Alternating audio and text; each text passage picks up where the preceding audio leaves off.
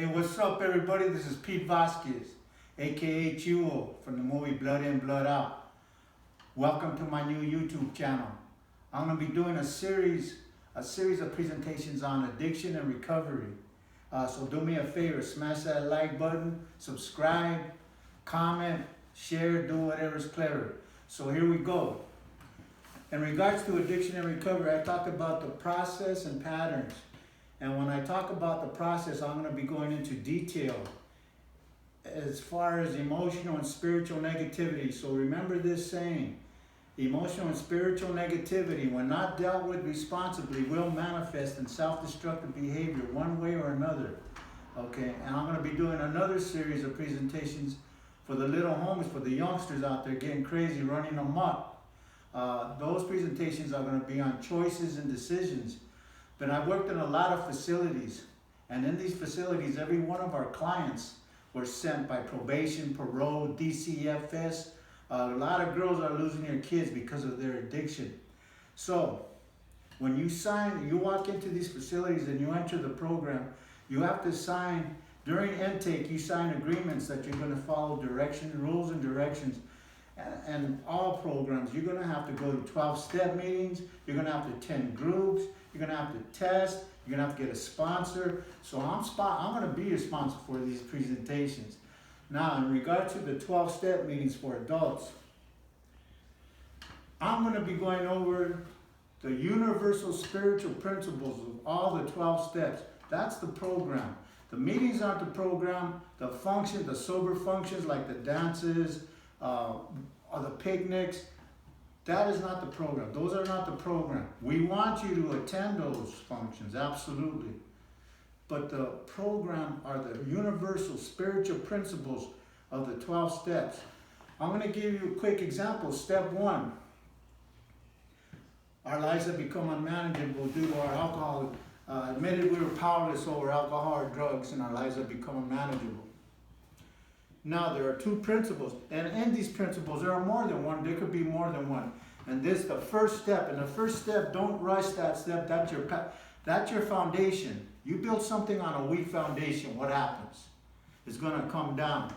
Now, the principles of the first step, acceptance, admitted that we were powerless over our addiction, that our lives have become unmanageable. And honesty. Why is honesty one of the principles? A lot of times people are going to say, you know what, you're an addict, dude, you need help, man. And what do you, it's like, you need help, why are you tripping, man? Get off of me, fool. But are you really being honest with yourself? It takes rigorous honesty in the program, you'll learn that. Acceptance. You know, a lot of people from parole, probation, DCFS, they want to get through the program. They just want to do whatever it takes to get through the program to graduate. So yeah, they're going to say, yeah, I accept that I'm my problem. I'm accept just to get through it. They mouth the words, but I'm talking about acceptance from your heart. Because if you don't accept from your heart that you're an addict or alcoholic, then you really don't believe that you have a problem, that you are an addict or an alcoholic. And if you really don't believe you're an addict or alcoholic, there's no reason to change. So these are principles of one, and there's 12 steps. There are different principles. When I'm talking about principles, I'm talking about principles of hope, love, faith, courage, vigilance, being of service. And we're going to go all over these principles. In regard to the process of emotions, the way we process our emotions, it's all connected. I'm going to give you an example. Remember I said emotional and spiritual negativity, when not dealt with responsibly, will manifest in self-destructive behavior one way or another. Oh, by the way, please be careful, because this virus is on the rise. So be safe, be healthy with you and your family. Okay, emotional and spiritual negativity, when not dealt with responsibly, will manifest in self-destructive behavior one way or another. Okay, what's a negative emotion? Anybody out there know? Anger, frustration, aggravation, depression, remorse, guilt, fear, inadequacy, vulnerabilities, all these things we don't like to feel, and we want to go get high and get anesthetized. Okay, what is anger? I'm going to the process. What is anger? I'm going to give you the school definition, so don't trip. I'm going to break it down, so don't trip. Anger is an emotionally irresponsible, secondary, self-induced reaction and a decision which is usually justified by inappropriate, abnormal, irrational behavior, like drug addiction, alcoholism, compulsive eating, gambling, etc. Okay? Now, what did I just say? Anger is an emotionally irresponsible, secondary. Why is anger secondary? You're arguing with your girl, or the girl, you're arguing with your dude. Now, for the dudes, look, your girl knows how to push your buttons. And he knows how to push your buttons. But she taught, just quick example, and this is another presentation on relationships and levels of communication, but that's down the road. But she tells you, look, your game's weak, fool, you can't even hit it right. I don't care how big and bad and tough you think you are, that hurt. But how do we justify that hurt? F you, be this, and that. But what was the primary emotion? Hurt. How do we justify that hurt? With anger. Another example. You're driving down the freeway. Somebody cuts you off. Like, oh, you stupid, whatever is clever. Okay. What was the primary emotion? Fear. How did we justify that fear? With anger. Now, a lot of ways, now, as addicts and alcoholics, the two primary ways we justify all of our negative emotions are either through violence or drugs, to go get high. And that's just one example, okay, of the way we process our emotions.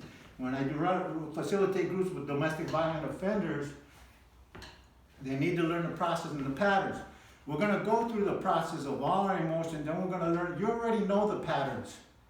Any of you ever lost your freedom, get locked up? Any of you ever lost your job? Any of you ever lost your family? Any of you ever been in an auto accident because of your addiction?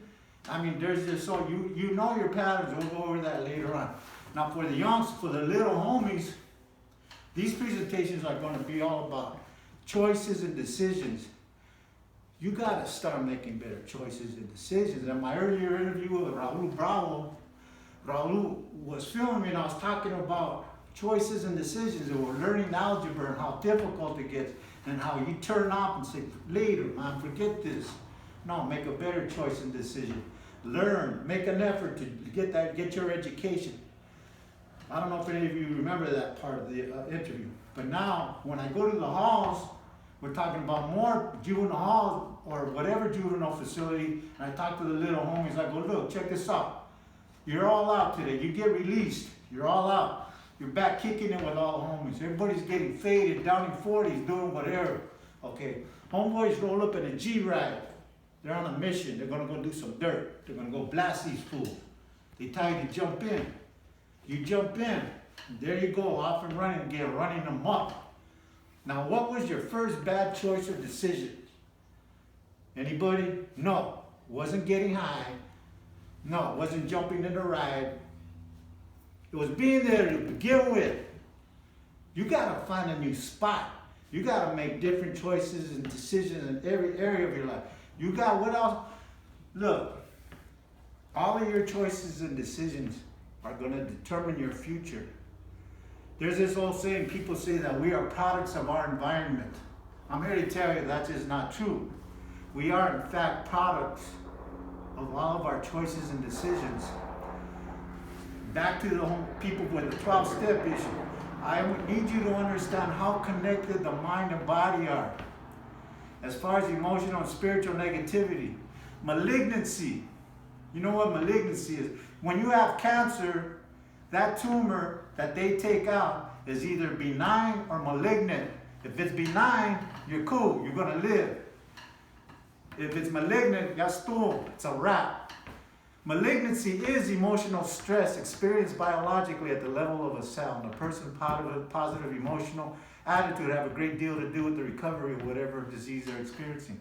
But you know what? I gotta wrap this right now because it's my first video. So anyway, welcome to my new channel, YouTube channel. And please be safe. And remember, kiss and hug your loved ones today.